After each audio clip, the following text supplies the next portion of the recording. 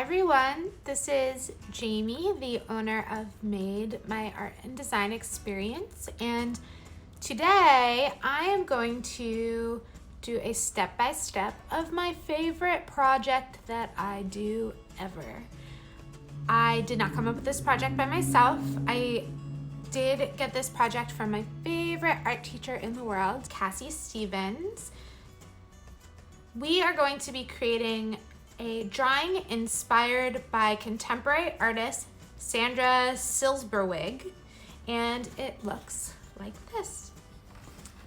So one thing that I really love about this artist is that she uses lots of bold black lines, lots of color, lots of shape, and lots of texture. So let's go over our supplies. So to do this project today, you don't really need too much. So we're going to use a pencil to start, a black marker to go over our lines. Then we're going to color it in using colored pencils, and we'll go over a little bit of color theory for that. And afterwards, we're going to use some of our markers to add in the texture. All right, so let's get started. I recommend using a pencil to start with. One thing that you want to know about the pencil is that you should press very gently if you are planning on going over with a black marker at the end. That way you'd be able to erase your lines. That's one thing that I always stress to my students. All right, so I'm just gonna put a little dot in the center. And I'm gonna do Sharpie so you can see what I'm doing here. All right, so first things first, you're gonna go from your dot all the way up to the top of the paper. You're gonna make a line. So these lines, I encourage you not to use a ruler. It doesn't matter if they're straight or a little wobbly. They can look however they wanna look. All right, so we're gonna go back to our dot in the center, and we are going to make another line that goes all the way to the edge of the paper on the right side. Good.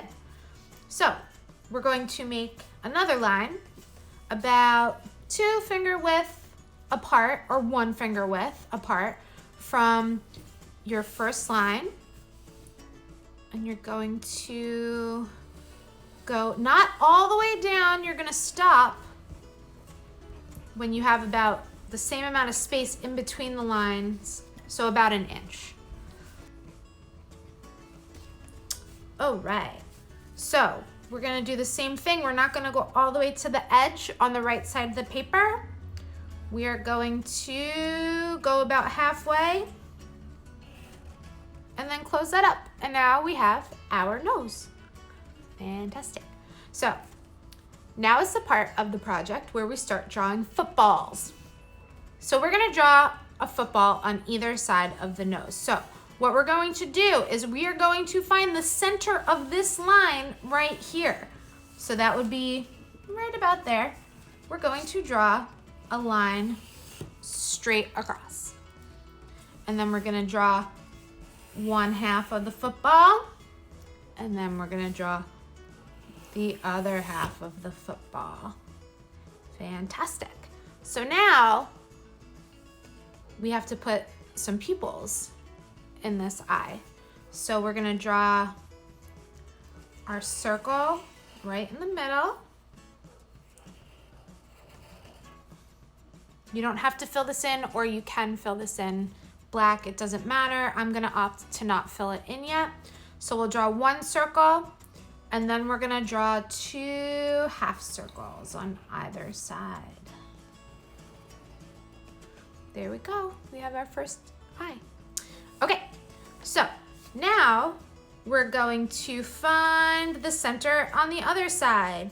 If that means that your eyes are not on the same level, it doesn't matter. And I actually like when they're a little lopsided. It's a little more abstract. It's a little more surreal, like Picasso. So I'm going to make them a little lopsided. So I'm going to find my line, or my center, and I'm going to draw a line again straight across. So now you're gonna also see that this eye is gonna be a little bit bigger than the other one. That is a-okay. All right, so we're gonna draw a football, and then we're gonna draw the bottom of the football. All right, we're gonna do the same thing. We're gonna draw a pupil, and then we're gonna draw parentheses around it. All right, so there we have the top part of our selfie heads. All right, so now what we have to do is we have to get to that mouth part. So what I want everybody to do is find the center of the top of the nose, and you are going to go right down. Wherever your finger lands, you're gonna put a little mark. And then you're just gonna draw a tiny line. And now we're gonna draw our mouth. So you could do this a couple of different ways, and I'll show you underneath here. So all mouths are different. It's not very important what the shape of the mouth is, just that you're kind of happy with it. So you could do one of two things. We're gonna do a football again. So you can draw a line, you can draw the bottom of the football. Then you can go on the top, you could do one arm going up, one arm going up, and then a small U, or you can just draw the top of the football again. I like when everybody does it differently because then everybody's projects turn out differently and unique. So I'm going to draw my line. I'm going to draw the top, and then I'm going to draw the bottom. All right. The next thing that we have to do is draw the chin. But first, what I want you to do is I want you to continue that line about the same distance. Okay, so now we have that as a point for our chin, and we are going to start a U, and we're gonna draw straight up, and then we're gonna draw straight up. These are gonna look different for everybody, all right? In real life, everybody's faces are shaped differently, and in art, our faces are also going to be shaped differently, so there should be no stress about what this part looks like, all right? So now we have to do the neck. So essentially what you wanna do is you wanna find the edge of where your lips are, and you're going to draw down. And then we're going to make our shoulders just coming off the edge of the paper. Now is my favorite part. Now is where we add what I like to call the flare. This is where we're going to kind of split our space up, and that's going to help decide where we put our colors on the paper. First things first, I want to give my face an eyebrow. So I'm gonna go up there, and I'm just gonna draw 2 lines. That signifies an eyebrow for me. It's all good. This one, I think I'm gonna draw the eyebrow a little thicker. Why? I don't know, just feel like it. Cool. All right, so I think what I'll do is I will add another line right there. So for this side, I'm going to add some eyelashes. Let's go eyelash, eyelash, eyelash.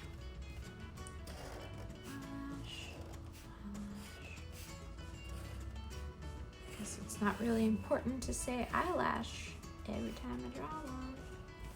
All right, cool.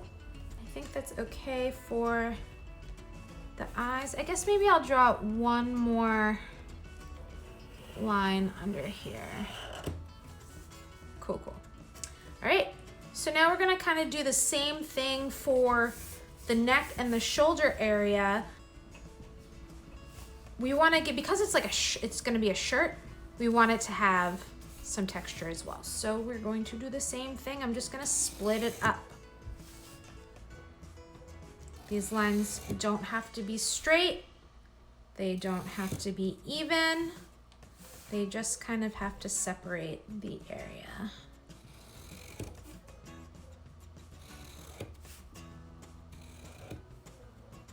All right. Cool. So now, why don't we talk a little bit about color? So I have printed out a color wheel. You can find this online. And essentially, when adding the color onto, let me grab this. When adding the color onto your paper, you really want to be choosing colors that are next to each other on the color wheel. So for example, we have a gold color. So if we're going to do a gold color, we want to do a yellow color next to it, or an orange color because it's right on the other side. If you want, you can do all three, it doesn't matter, but you want to make sure that you're shading from one color into the next. Okay, so now that we've gone over our color theory, we are going to color in the drawing. I want you to leave these two spaces on either side of the neck blank. Don't color those in because we're gonna paint them black at the end, or color them in black. All right, so I'm gonna speed it up and you can see me go.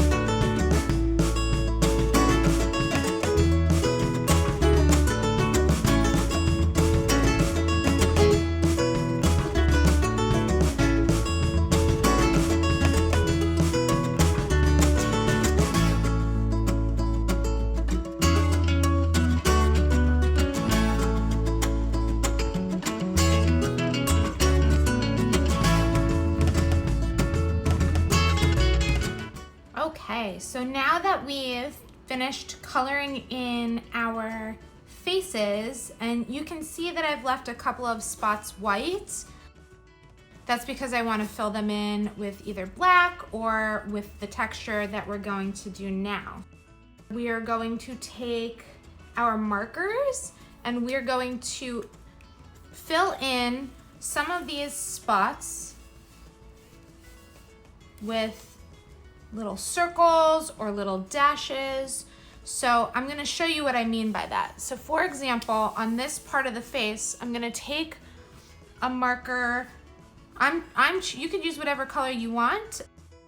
I would recommend staying within those three colors that we looked at the color wheel, but really this part you can do whatever makes you feel happy.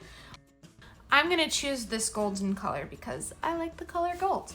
And I'm just going to add little dashes to my face. So these don't have to be uniform in any way.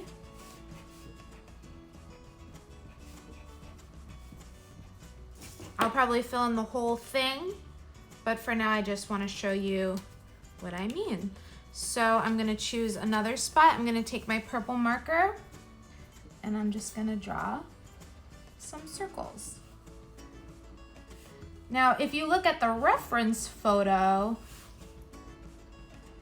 that you have on the advertisement on our Facebook page, you can see that that example has lots of swirlies. So if you wanna take your pencil and very gently sketch those out in certain areas, go for it. I think that'd look really great. I would focus the most down here where the shirt is and maybe pick, I would say 5 different sections of this to fill in.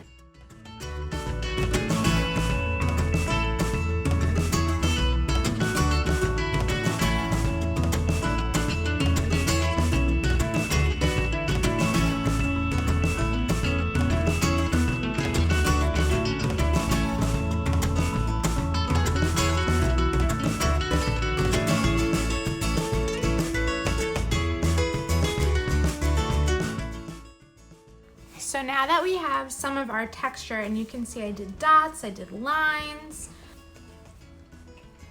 we're going to add in the black onto either side of the neck.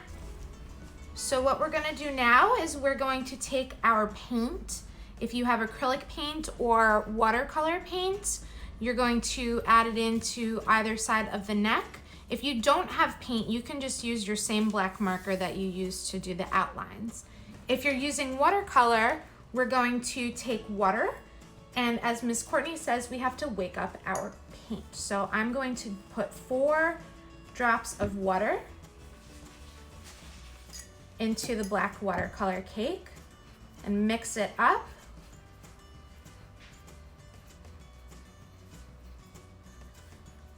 And then I'm gonna fill in. What I like to do, my recommendation is to do the outlines first.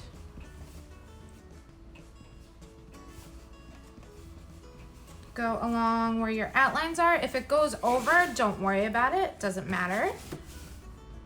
But I like to do this so that I can kind of just go wild in the middle. Do whatever I want. So if your watercolor needs some more liquid in it, you could just add another drop of water. And we're just gonna fill it in.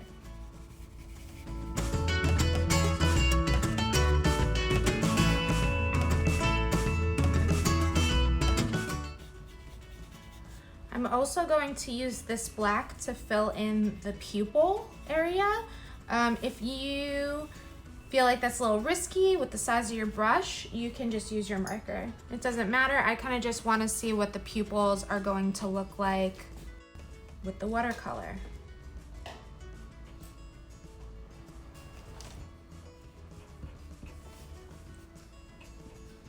We're just about done.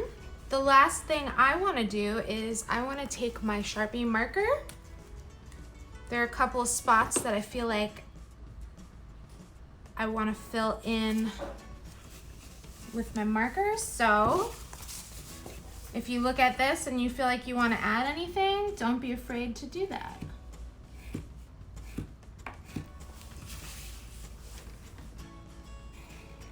It's one of the reasons that I like abstract art so much, is that there is no perfect.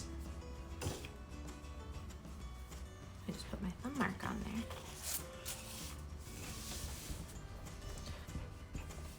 And finally, we're just gonna sign it at the bottom. And put the date.